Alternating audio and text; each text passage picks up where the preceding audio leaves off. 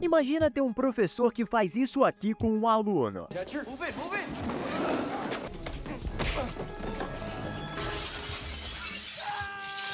Are you serious? Esse é Jonathan Shale, um mercenário e veterano do Vietnã. Ele tá nesse bote porque teve a sorte de escapar com vida de uma missão mal sucedida em Cuba. Infelizmente, outros 3 soldados de seu pelotão não tiveram a mesma sorte. Com a falha da missão, só resta agora voltar para casa junto do resto da equipe que restou.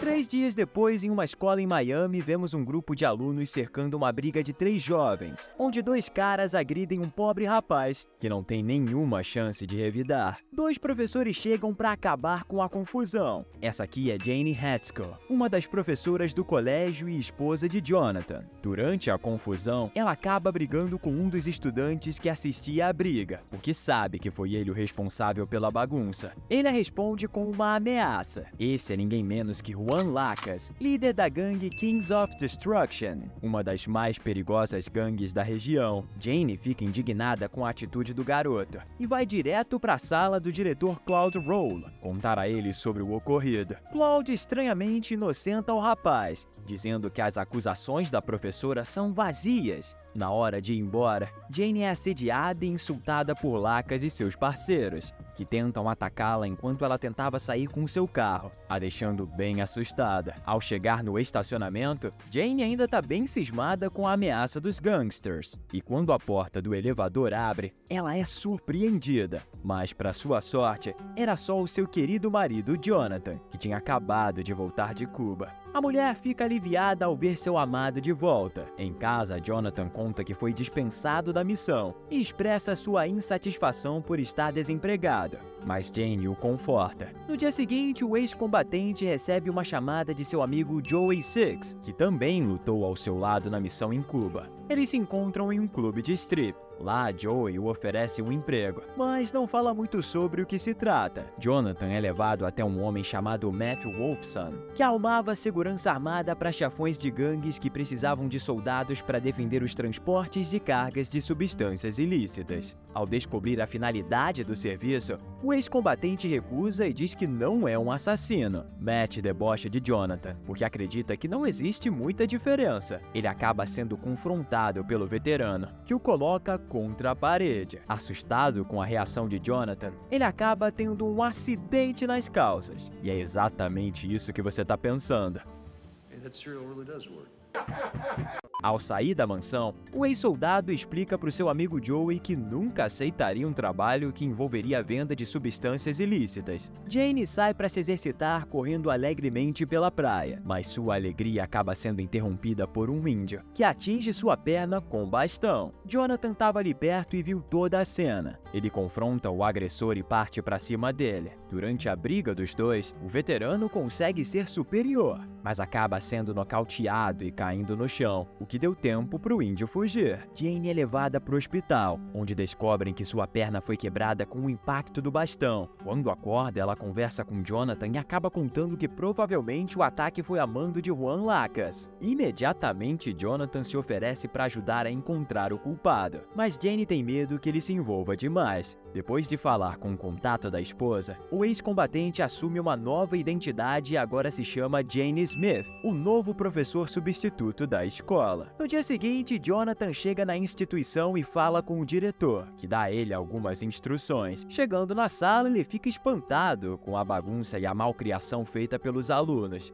Um deles até o acerta com uma bolinha de papel. Os jovens, além de o desrespeitar, ainda fazem piadas e até sinais obscenos. Na sala de descanso, o professor Daryl Sherman e a bibliotecária Hannah Dillon se apresentam educadamente a Jonathan. Os 3 conversam, e o falso substituto acaba descobrindo que Juan Lacas guardava bastante raiva de Jane, porque ela tinha pedido ao diretor Claude Roll para o transferir. Outra pequena descoberta feita por Jonathan foi que Claude já havia sido policial. Mais tarde, ele vai até a sala de Roll e faz algumas perguntas. Enquanto o homem fala, Jonathan repara o relógio caro em seu pulso e começa a suspeitar. Cloud nota cicatrizes no braço do falso substituto e sutilmente pergunta como as conseguiu. Jonathan inventa uma mentira qualquer para despistar. Antes que fosse embora, recebe uma pequena demonstração de força do diretor, que quebra um pedaço de madeira com um soco. Jonathan vai atrás de seus amigos da missão mal-sucedida em Cuba e fala sobre um possível esquema que pode estar acontecendo na escola. Todos estão atrás de algo para fazer e logo concordam em ajudá-lo. No dia seguinte, quase todos os seus amigos estão na escola disfarçados de funcionários. Ao entrar na sala, Jonathan adota uma postura mais agressiva, falando alto e enfrentando os seus alunos.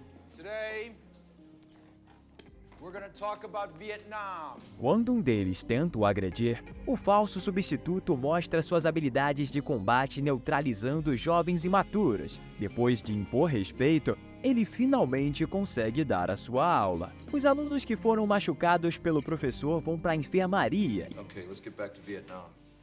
Anybody happen to know where it is? It's in Korea, right? E falam para o diretor sobre o acontecimento. Imediatamente, Cloud corre até a sala para saber o que estava acontecendo. Chegando lá, ele fica surpreso com o silêncio e percebe que todos estão quietos, prestando atenção no que Jonathan tem a dizer. Ele compartilha suas experiências na guerra, dando liberdade para seus alunos falarem suas histórias e mostrarem suas cicatrizes que ganharam nas ruas. Lost any homeboys? Yeah, I lost some homeboys. No fim da aula, Jonathan abre sua mala, onde vemos que ele tem acesso a câmeras escondidas pela escola. Cloud chega na sala e o confronta sobre a confusão de mais cedo, avisando que vai dispensá-lo, mas por causa das leis da escola, o falso professor ainda tem 2 semanas de aviso prévio. Mais tarde, o diretor Rowley faz uma ligação para descobrir mais sobre Jonathan, mas não acha muita coisa. Enquanto isso, os amigos do ex-soldado ouvem a conversa através de um grampo instalado no telefone do diretor. Depois de alguns dias, Jane finalmente recebe alta. Chegando em casa, ela se emociona com a carta de uma de suas alunas, que aguarda ansiosamente pela sua volta. No dia seguinte, Juan chega atrasado na aula e acaba recebendo um castigo de Jonathan. Ele é obrigado a escrever a expressão "me desculpe" 100 vezes no quadro. O garoto fica indignado com a atitude do professor. Além de respeitar, os alunos começam a gostar de Jonathan, que fala sobre o tempo de quando também esteve em uma gangue. O falso professor ainda pergunta se eles realmente querem continuar nessa vida criminosa e todos respondem que não. Depois do fim da aula, o diretor vai parabenizar Jonathan pelo seu trabalho, que está muito feliz pela forma que está tratando os alunos, sem usar nenhuma forma de violência. Agora você está prestes a ver uma coisa que vai pirar a sua cabeça. I'm ready for anything. O diretor pede para se encontrar com Juan Lacas no banheiro. Chegando lá, é revelado pra gente que os dois estão juntos. Rowley manda Juan dar um jeito no professor na saída, e o rapaz concorda.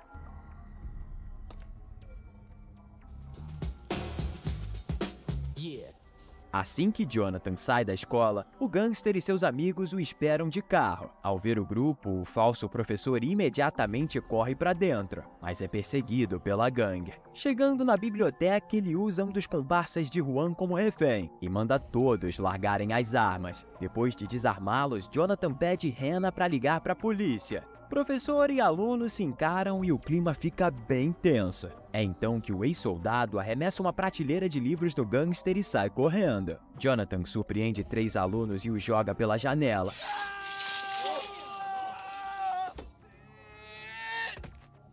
Só que quando estava se aproximando de Juan para enfrentá-lo, acaba sendo atingido no peito e cai no chão. O gangster manda seu comparsa eliminar Hannah antes de ir embora. Quando o garoto estava prestes a dar um fim na pobre bibliotecária, Jonathan o pega de surpresa e também o joga pela janela. That's simple, isn't it? Obviamente, o professor estava de colete e por isso sobreviveu à bala. Daryl, o outro professor da escola, vai visitar Jane e diz que gostou do novo professor substituto que ela indicou para ficar no lugar dela. Enquanto fala, ela observa alguns porta-retratos e acha suspeito as fotos do substituto estarem na casa da amiga. Imediatamente, Daryl começa a suspeitar da relação dos dois. Mais tarde, quando Jonathan chega em casa, Jane revela que sabe de sua farsa na escola. Joey Six segue os membros da Kings of Destruction e descobre muita coisa. Ele chama Jonathan, que liga os pontos e descobre que o cara que atacou a Jane realmente fazia parte da gangue e fez isso a mando de Juan. O nome dele é Johnny Glades, e ele é um livro em branco para a polícia. Embora sempre estivessem atrás dele, nunca encontraram nada. Se você está assistindo o nosso vídeo até aqui, é porque tá gostando dele, não é? Então deixa seu like e se certifique que você tá inscrito no canal para não perder os próximos vídeos, que olha, estão ficando cada vez melhores. Tá, agora vamos voltar pro filme, que é o momento em que a história fica cada vez mais interessante. Depois de terem certeza que a mercadoria estava certinha, Glades faz a venda, mas antes que todos pudessem escapar, acabam sendo pegos por Jonathan. Enquanto ele imobilizava Glades, Joey Six abatia os compradores que estavam tentando escapar em um barco. Antes que Jonathan conseguisse fazer mais alguma coisa, é interrompido por outro de seus amigos do exército que toma sua arma e manda Glades o enfrentar. Depois de uma luta emocionante, o falso professor consegue sair vitorioso e joga as substâncias ilícitas na água, enquanto leva o dinheiro embora. De manhã, em sua casa, Rowley assiste a notícia na TV sobre a negociação que deu errado. Logo depois, ele recebe uma ligação de um dos líderes dos compradores da noite passada, que está furioso com o diretor.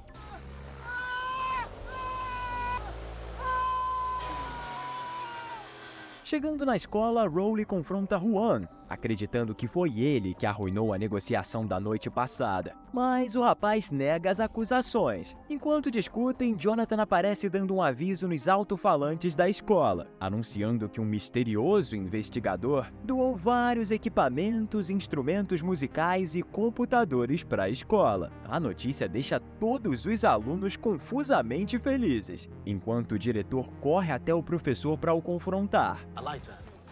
Matter of fact, my job then. Daryl vai falar com Jonathan sobre sua missão contra a gangue Kings of Destruction. O professor pede para participar, mas logo pula fora quando o ex-soldado fala sobre a relação do diretor com o esquema de vendas de substâncias ilícitas. Daryl acredita que isso é um tipo de armação para cima de Rowley. Enquanto isso, Rowley descobre que o dinheiro da negociação fracassada da última noite foi utilizado para comprar os equipamentos para a escola. Um dia, enquanto saía do trabalho, Jonathan começa a ser perseguido por dois caras em um carro. Os criminosos ficam lado a lado com o falso professor e dão vários tiros. Isso o faz perder o controle e Jonathan acaba atravessando um trailer com seu veículo. Depois de executarem o serviço de eliminar o ex-soldado, os criminosos avisam Rowley, que tinha encomendado o crime, e ficou muito feliz ao saber que ele tinha sido um sucesso.